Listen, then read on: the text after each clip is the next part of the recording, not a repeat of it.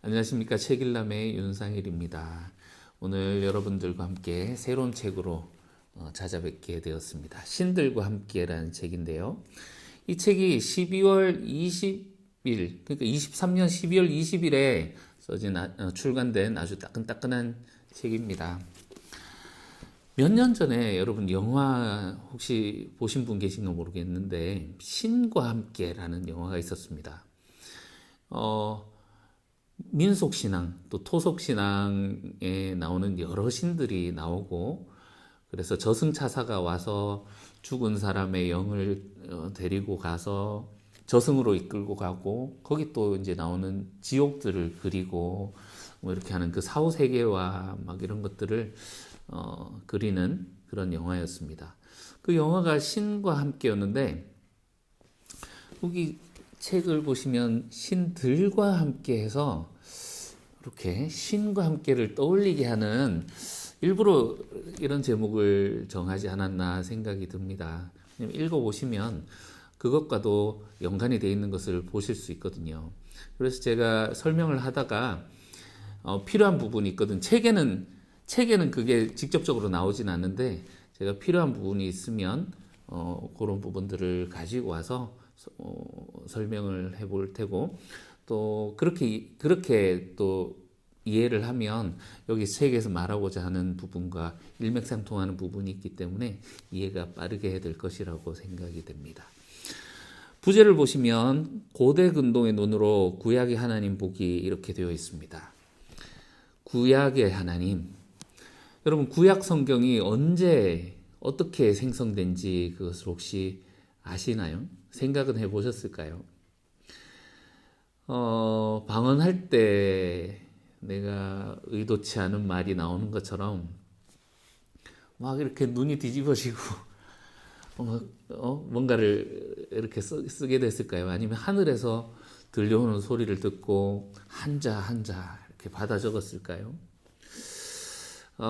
평신도들은 사실 이런 질문에 대해서 생각조차도 잘 안 해보셨으리라고 생각이 되는데, 제가 너무 무시한 건 아닌지 모르겠지만 소수를 제외하고는 그냥 이것이 하나님 말씀이다 하고 그냥 이렇게 받아들이고 또 하나님 말씀으로 읽고 신앙생활 하시리라고 생각이 듭니다.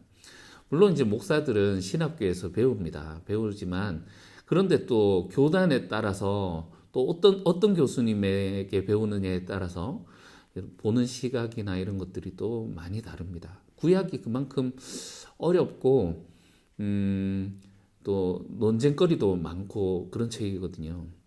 그래서 이 구약의 하나님을 어떻게 보자고 하는 것일까 했는데, 딱 들어가며 서문에 딱 보면 이렇게 시작합니다. 본서는 학술서적이 아니다. 학술서적처럼 보이는 신앙서적이다. 이렇게 시작을 합니다. 신앙서적, 신학서적이 아니라 신앙서적이다 하면서 딱 시작하고 있는 걸 보면서 가슴을 한번 쓸어내렸습니다. 많이 어렵진 않겠구나. 이 책을 한 문장으로 요약하면 내가 이렇게 요약할 수 있다 하면서 저자가 한 문장으로 요약한 문장이 있습니다. 이 책은 제가 그동안 암기만 했던 하나님, 그래서 깊이 이해할 수 없었던 하나님을 성경 연구를 통해 깊이 알아가는 과정을 담은, 그리고 그 과정을 통해 만나게 된 하나님을 나누는 신앙서적입니다. 암기만 했던 하나님에서 이제 성경 연구를 통해 만난 하나님으로 전환되어 가는 과정, 그리고 거기서 만난 하나님을 적겠다라는 거죠. 암기만 했던 하나님, 우리도 많이 배우셨죠. 교리를 통해서 배웠던 하나님의 무소부재성, 전지전능하심, 그리고 초월적인 하나님, 이런 것들을 우리가 배웠었지만, 이 저자는 이렇게 표현을 하거든요. 사진을 보는 것과 실물을 보는 것에는 어마어마한 차이가 있다. 사진을 보는 것은 그 시간의 흐름 가운데 그 찰나의 순간을 기록해 놓은 것이기 때문에, 기록해 놓은 정말 단편적인 것이지만, 실물을 보는 것은 굉장히 다채롭고 살아있는 그 대상과의 만남이 있고, 그렇기 때문에 우리가 교리에 고착되어 있고 암기된 영역에서 하나님을 만나는 것은 사진을 만나는 것 같은, 그래서 암기만 했던 그 하나님을 만나는 것이 불과하지만 정말 이 성경에서 보여주고자 하는 그 하나님을 제대로 알면 살아계신 그 하나님을 만날 수 있고, 박제되어 있는 그 하나님에서 우리가 탈박제화 작업을 거친 후에 정말 이 살아계신 하나님을 만나야 된다. 그리고 그것을 위해서 쓰여진 책이다. 이렇게 소개를 합니다. 사실 소개가 굉장히 거창하고 이 소개만 들으면 기대가 잔뜩 되는 것은 사실입니다.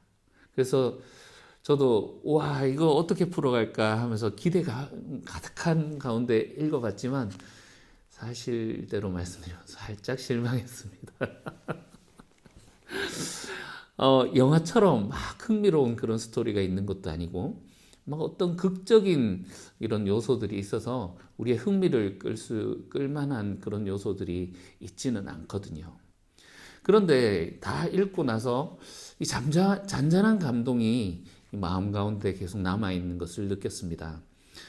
읽을 때는 뭐지? 언제 이 탈박제된 이 하나님을 만날 수 있는 거지? 하면서 그렇게 처음에는 그렇게 읽어갔었는데, 다 읽고 나서 보니 정말 이 마음의 한편에 이 뭔가 이렇게 새롭게 색칠이 된 듯한, 그래서 그것이 계속 생각이 나고 정말 그 살아계신 그 하나님에 대해서 만난 것 같은 그런 느낌이, 잔잔한 느낌이 있었고, 계속 그곳으로 돌아가서 그 하나님을 묵상하게 되는 그런 느낌이 있었습니다. 그래서 책 내용을 간단하게 정리를 해보면 우리가 이제 앞으로 강의를 통해서 보시게 될 내용이 한 3가지 정도로 추려집니다. 아까 전에 그 저자가 한 문장 요약을 성경 연구를 통해서 보여주겠다라고 했는데, 이 성경의 특징을 크게 2가지로 잡아보면, 첫 번째, 성경은 계시의 책입니다. 하나님께서 하나님 영역의 그것을 알지 못하는 사람들에게 보여주시는 이것이 계시죠. 2번째, 성경은 당시의 사람들을 위해서 쓰여진 책이다라는 것입니다. 사실 이 성경이 언제 쓰였는지 특정하는 것도 쉽지는 않지만, 고대 근동 시대의 그 배경을 알고 읽어야 성경이 무엇을 말하려는지 우리가 알게 된다는 거죠. 현대인의 눈으로, 오늘날 발전된 과학이나 현대인의 시각으로 성경을 읽을 때 우리는 해석의 오류를 범하게 되는 것입니다. 이 첫 번째 특징과 2번째 특징을 한꺼번에 생각을 해보면, 성경은 당시 사람들, 특히 하나님의 백성의 무언가를 깨기 위해서 하나님이 계시한 것이다, 이렇게 정의를 해볼 수 있겠습니다. 그러면 첫 번째, 깨어져야 할 당시 사람들 또는 하나님의 백성의 문제가 무엇인가 라는 것이 첫 번째고, 2번째 우리가 또 해볼 수 있는 질문은 보여주신 하나님의 모습은 어떠한 모습인가 라는 것이고, 마지막 3번째로 오늘날 우리와도 이것이 관계가 있는가 우리가 질문해 볼 수 있겠습니다. 목차에는 사실 5가지로 되어 있는데 요거를 제가 조금 축약해서 보기 쉽도록 이렇게 3가지로 줄였거든요. 제가 또 필요하면 목차에서 가지고 와서 또 따로 설명을 드리도록 하겠습니다.